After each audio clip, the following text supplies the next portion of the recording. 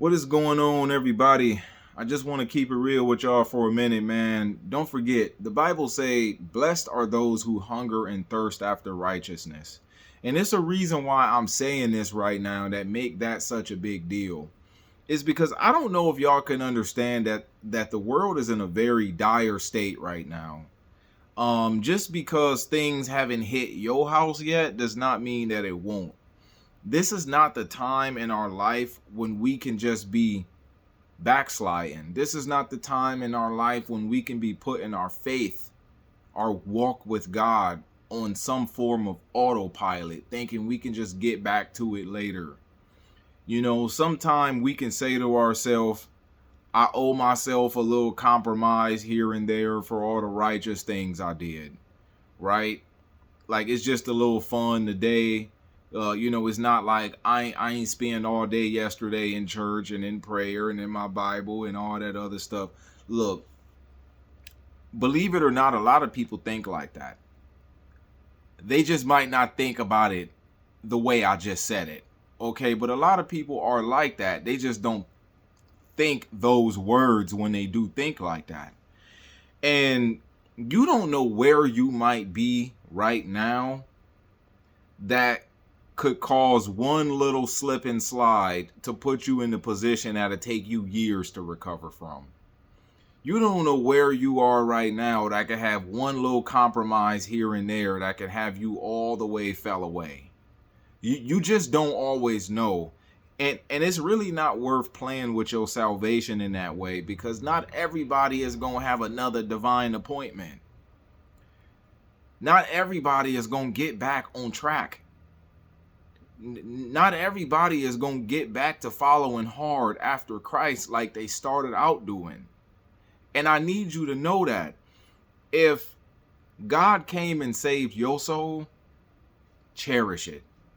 Because right now, you hear people like me saying this stuff all day long. This is not the time to be playing with God. This is not the time to be sleeping on God. This is not the time to be playing around, because the world is getting ready to stir up real soon. It's actually been stirred up. It just ain't got so apparent to where it's in your face right now. But it's all over TV. It's all over world news. It's all over everywhere except for in your house right now. But it's going to come a time when it is. I don't know if y'all know, but a lot of believers have been persecuted around the world in ways where like they don't even have their life anymore. All around the world, and you think what? Well, we sit as a queen and nothing will happen to us. Oh, well, we just waiting on the rapture, what happened to the rapture for the Christians who just lost their lives? What happened to that? Don't sit around thinking that all of these pet doctrines are things that you can hold on to as if the Bible is not going to play out right in front of your face the way it said it does. And you really want to put yourself in a position to where you can hunger and thirst after righteousness. If you are not currently hungering and thirsting after righteousness, let me tell you exactly how to do it. If you know deep inside that you haven't really been in your word like that, if you know deep inside that you really haven't been following after Christ, there is a way to do it. Like I can give you the formula for it, right? Because a lot of people think that there is no mechanics to spiritual things. There is.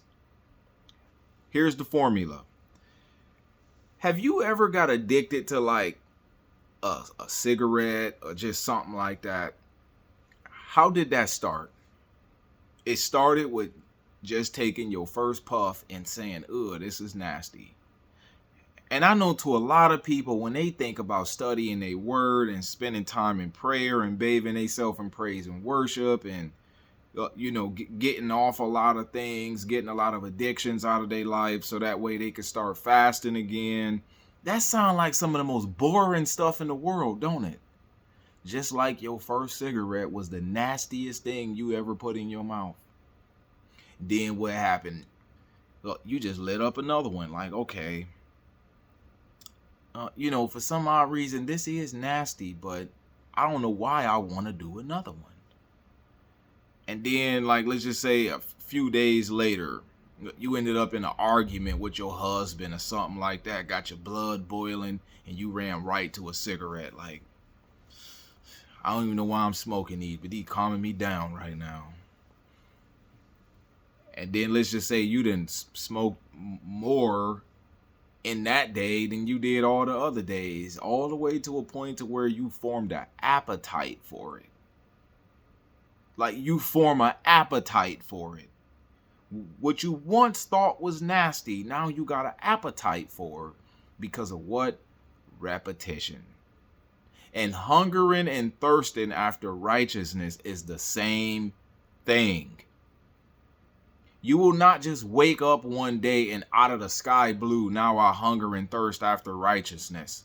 It don't always work that way. It could start that way, but you got to keep that flame going. You got to keep feeding that fire.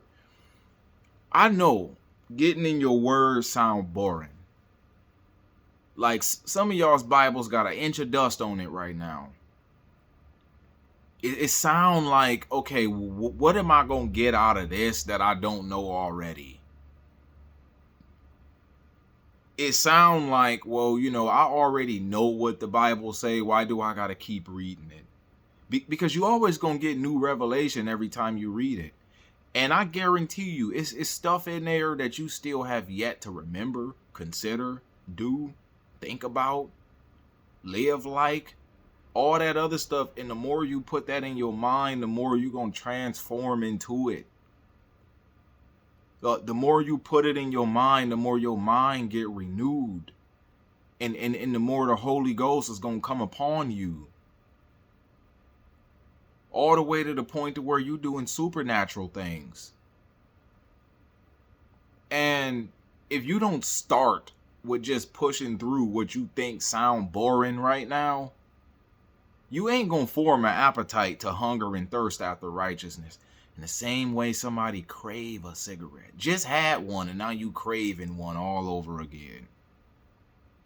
I know how that work, y'all. I know exactly how that work.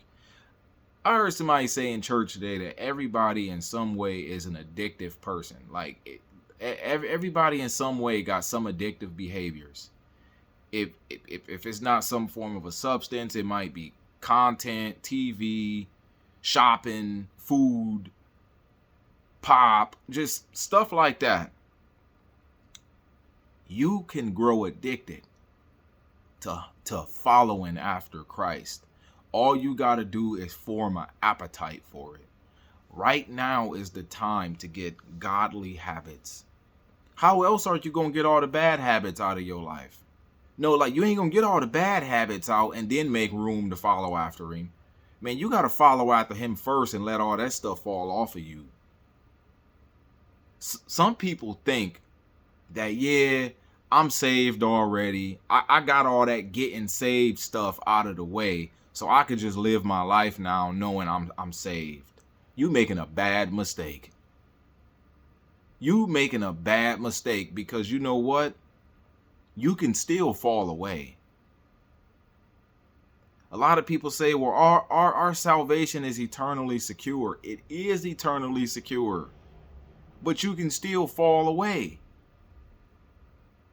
If salvation was eternally secure no matter what, then what is the point of the Bible even using language such as fall away? I don't think the Bible got that in there for nothing. If you can get saved one day, go about the rest of your life never following after Christ, and then that's just, hey, like, you in heaven. I don't think it worked like that, y'all. Like, you can't study your Bible and come up with that. Yet maybe you can turn on TV and listen to a couple preachers and come up with it. But you can't go to the Word of God and come up with it. I dare you to try to do that. I dare you to look up falling away and just make sense of it. Okay, so if people can fall away, that means in some way, I'm going to have to keep up with my salvation. No, your salvation don't just expire on you without notice. No, that's not how it works. No, he don't just pull your car, just pull it away from you for nothing. But anybody can walk away from Christ. Oh, well, the Bible say he'll never leave or forsake me. He will always strive with you to give you a chance. But you know what? He also said this, my spirit will not always stride with man. You got to think about that. If he told us in the Bible, the man of God must not strive, then what do you think he think about himself? If he know that somebody is just not considering him in any of their ways, what do you think he would think about that? He said, you draw not near to me, I will draw near to you. He's a reciprocal God. He's a rewarder of those who diligently seek him. Oh, well, God has been blessing me, so that must mean what? He all right with you? Think about this. When David pulled that stunt with Bathsheba, he ain't take nothing away from him. He still had the kingdom facing judgment while he at it. Still was the king facing judgment. Like, you got to really sit back and think about this kind of stuff, y'all. This is the time right now while all of these monkey tricks is going on in politics and everybody mobilizing for war and trade wars and recessions and all of this other stuff. You really think this is the time to just be lollygagging your way through life, not following hard after Christ? I mean, you might not start off following him hard, but you can end up that way by just doing the mechanics. Get your mind out of here. Oh, and I want to let you know this. The moment you start leaving here, the moment you start getting your mind out of here, the devil gonna find something or somebody to use to pull you right back into the matrix if you ain't serious about this. If somebody ain't gonna start some pointless fight with you about something, if a job ain't gonna fire you, if you ain't gonna get some letter in the mail but that just got your blood hot, boiling, like he gonna look for something. And all that I trust in God no matter what stuff is gonna be put to the test. Everybody get put to the test, man. For crying out loud, just push through it. All the tests you failed. I think you could just let the world win these little petty games for now. Like, I think it's just at least time for you to really just, if it calls for your life to fall apart in order for you to follow hard after Christ, I really do think you owe that to him. And let everything fall apart and let him rebuild it the way he see fit. Because he don't just destroy nothing to no end. I mean, he don't just sit there and just watch you fall apart. Because you following hard after him. Watching you lose everybody, everything because you following hard after him. And he just never put nothing back into you. No, he want to use us for such a time as this. He do. But you got to get in position. And you ain't going to get in position doing nothing. You ain't going to get in position putting your faith, putting your walk on autopilot. I remember the day I did that. I remember to the very day I did that.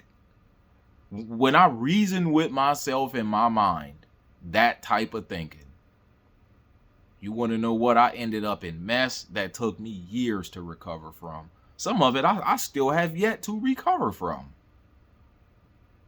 Like as far as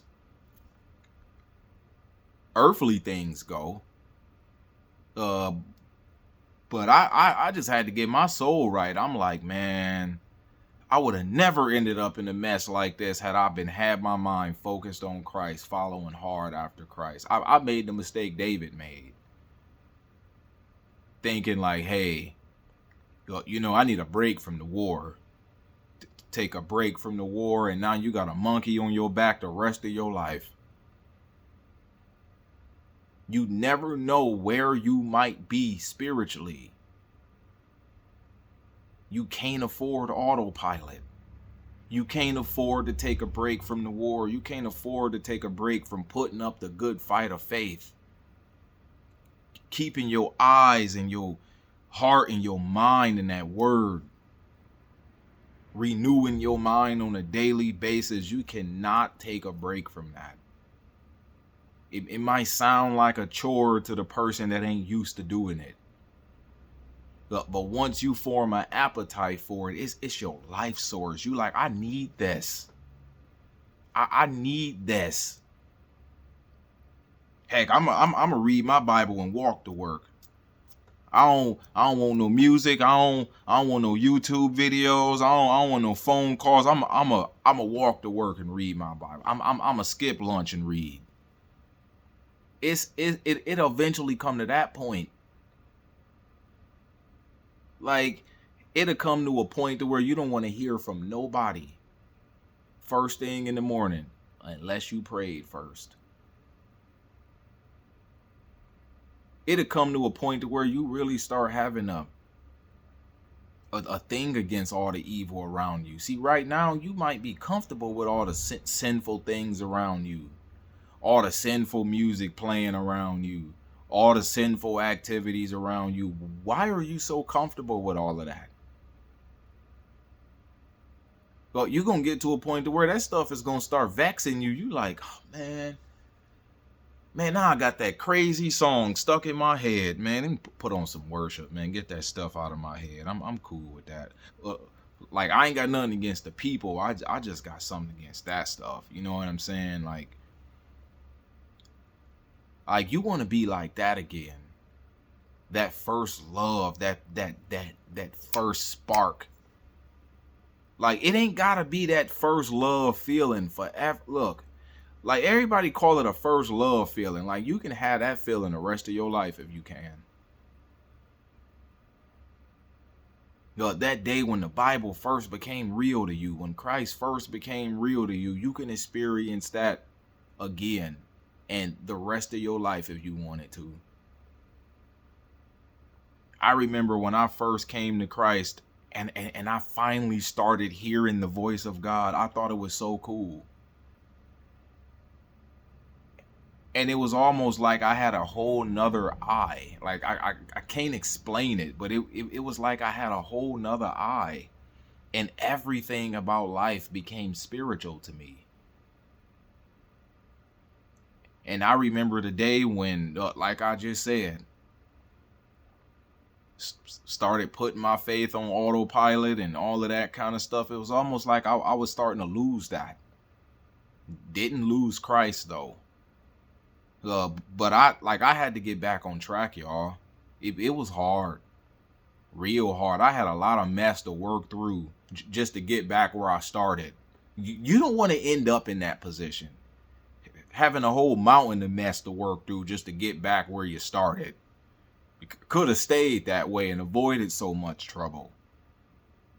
And some of y'all don't even want to put your best foot forward because you know what it's going to cost you. It's going to cost you that boyfriend. It might cost you that job at the vape shop. It might even cost you that car because it costed you that job. And you like, now I done got all these things that I know God ain't pleased with so ingrained in the fabric of my life. When I could have just walked in the spirit from day one and avoided all of this. And now I got to go through all of this just to have a life pleasing to God. Man, I don't know. Maybe God might have to just put up with me like this for now and figure it out some kind of way. It's like, hey, like, I know a lot of y'all be thinking that though. Like, don't y'all? Like, y'all be really thinking like that too. You like, man, I just restarted my music career. We got fans now. Like, I know I make ungodly music, but And then what you do, you start reasoning in your mind like, well, I mean, maybe it ain't all that bad. Maybe I can just, it's like, you look, man, look, like the gospel gonna cost you something. It is. And you want to know what one of the most costly parts of the gospel is? It's backsliding and having to get back on track, because all the stuff it costed you at first, it's gonna cost you all over again. It just might not be in the same way it did at first. It's a good thing God is merciful, though, ain't he? It's a good thing God is forgiving. God is still merciful, man. And he's still willing to take you. But you got to give him something to work with. You can't just go your own way your whole life saying one of these days God is going to work on me. It just don't work that way. I mean, maybe one of these days God will come to you and get you to see yourself, but you still got to give him something to work with. He said to put your body on the altar, holy and acceptable to God. That is your reasonable service. He said to give yourself over to him. I mean, he ain't just going to come take you. That's not righteousness, to be honest with you. It's not righteousness to take hostages, is it? And so why y'all thinking God gonna do that? He not gonna make you do anything. I mean, he ain't gonna just wake you up one day and make you follow him. It's not gonna happen. You gotta actually do this for real. Salvation is the one thing in your life you cannot fake. Christianity is the one thing in your life you cannot pretend, because it's going to be a matter of time before situations test and try how saved you really is. Just like Peter. Oh Lord, even if all of them fall away, I would never. Oh, okay. Watch this. Before the rooster crow 2 times, you going to deny me 3 times. Peter like, am I? I would never do that. Lo and behold, sure did. Think about it, y'all.